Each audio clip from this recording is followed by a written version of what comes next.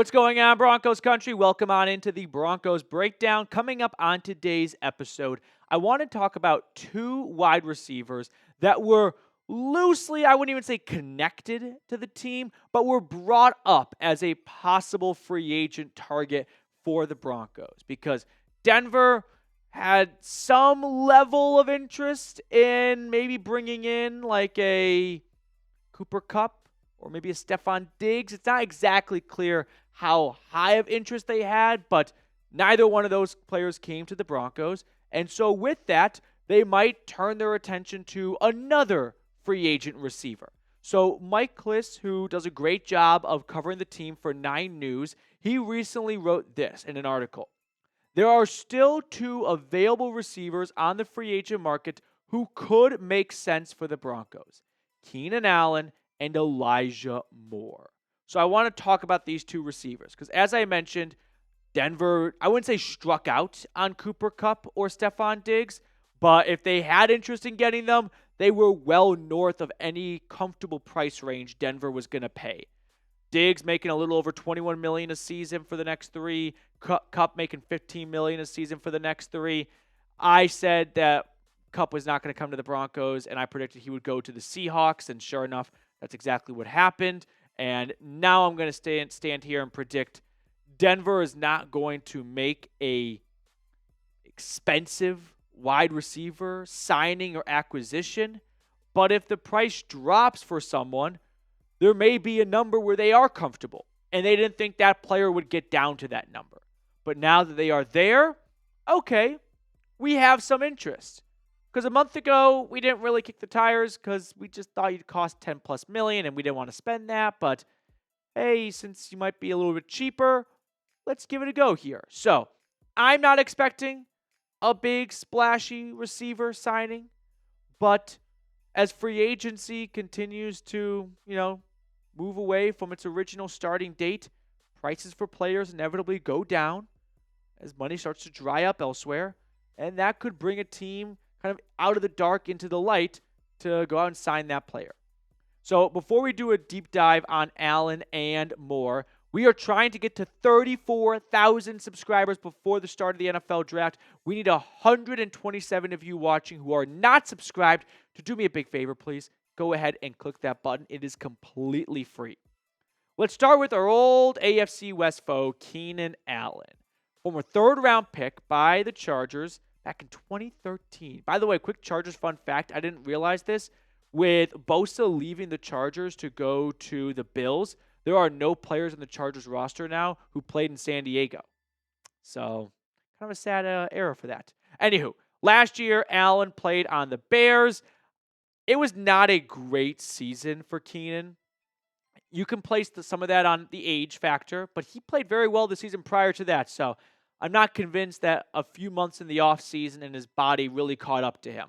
I think Keenan Allen's 2024 stats are a better reflection to how horrible the Bears coaching staff was.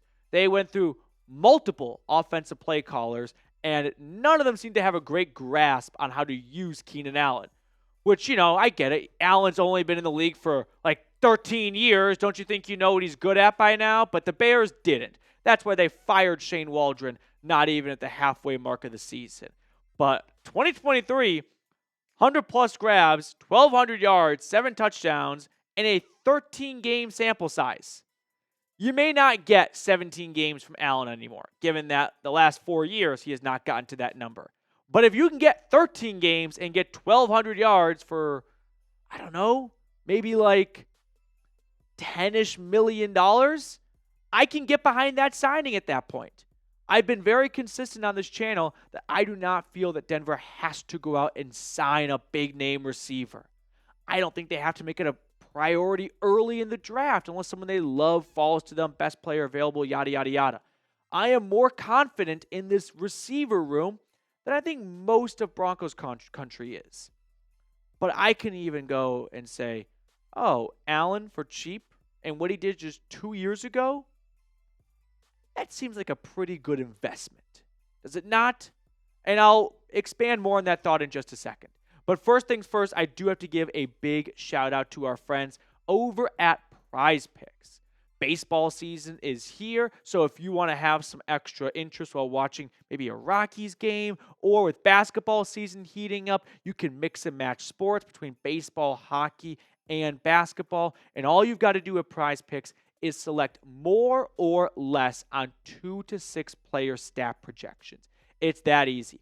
Plus, you don't even have to go 3 for 3, 4 for 4, 5 for 5 to win money. You can go 3 for 4, 5 for 6, and still come away with some cash as well. So let me give you an example of what PrizePicks selections look like. You just take the more or less on players, and that's all. Sit back, relax, and watch the game. So take, the stress out of it maybe a little bit and have some fun while watching with PrizePicks. Download the PrizePicks app today and use code CLNS to get $50 instantly after you play your first $5 lineup. All of that information is in the comments and description of today's video. Download the app today and use code CLNS to get $50 instantly after you play your first $5 lineup. PrizePicks. Run your game.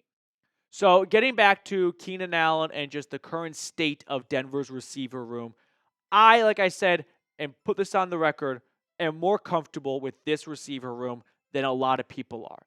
If they don't make an addition to this room in free agency or in the first 2 rounds of the draft, I'd be okay with it. I think you can do some damage with the emergence of Devon Vele, Marvin Mims, and Troy Franklin all in their first or second season a year ago. And then tack on a 1,000-yard campaign from Sutton in 2024 and 8 touchdowns.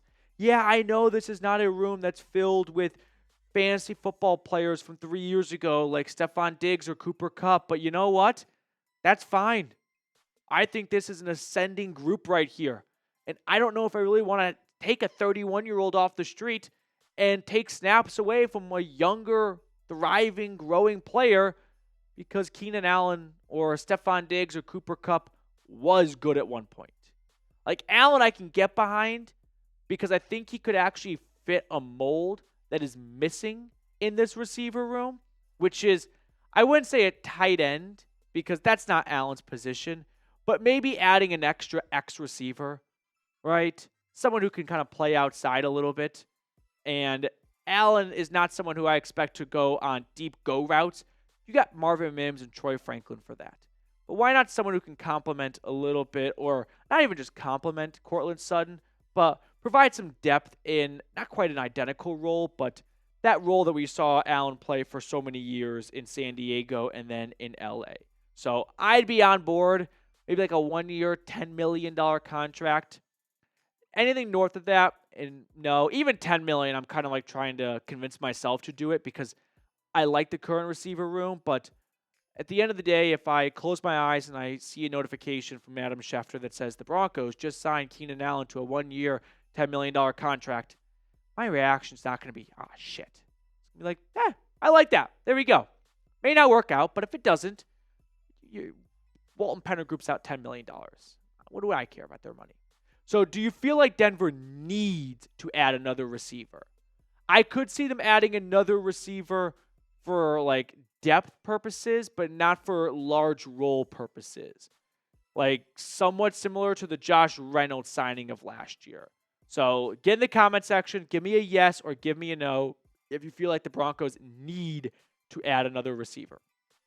The other name that was mentioned is Elijah Moore, who played last 2 seasons with the Cleveland Browns. He was a second-round pick in 2021 out of Ole Miss. You might remember him best from the Egg Bowl. He had a certain dog action against Mississippi State in the end zone. But he still is a young player. He just turned 25 years old. In his career, 200 grabs, 2,100 yards, and 9 touchdowns over the course of 4 seasons. I'd say the most disappointing thing for Moore is the lack of touchdowns. When the Browns traded for him, they did a 2nd and 3rd round pick swap with New York.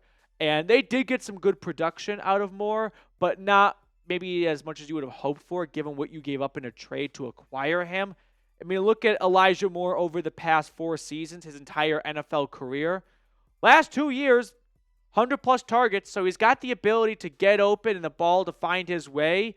But 3 touchdowns combined the last 2 seasons. You can blame some of that on the Browns and all the different starting quarterbacks they've had and the ups and downs of Deshaun Watson and Jameis Winston. But at the end of the day, you'd like for a second-round pick to be someone that can elevate some quarterback issues, not be a victim of quarterback issues. As for Moore, here's the thing. I like Elijah Moore to a degree for Denver, but I wonder how his role would differ from Marvin Mims. Because even in Cleveland, I don't feel like they had a very good grasp on how to use him. There were times where the Browns were like, hey, let's stick him in the backfield. We'll make him like this scat back, right? This ultimate Swiss Army knife. We'll give him handoffs at times. And that really wasn't working. So they're like, all right, let's just play him like a true wide receiver. And that had more success. But there are shades to Moore's game that I somewhat see with Marvin Mims. Mims is faster. He's more of a speed gadget guy. They tried to do that with Moore, and that didn't work out. I don't think Elijah Moore is going to have a ton of success in the league if he is a traditional boundary receiver who's out there to, box with DBs and win 50-50 balls down the sideline. That's probably not going to be his comfort zone. But I don't think he's a utility gadget guy, which Denver used Marvin Mims as for a good amount of time last season. So I feel like Moore can have success in the league. He's just got to go to the right place.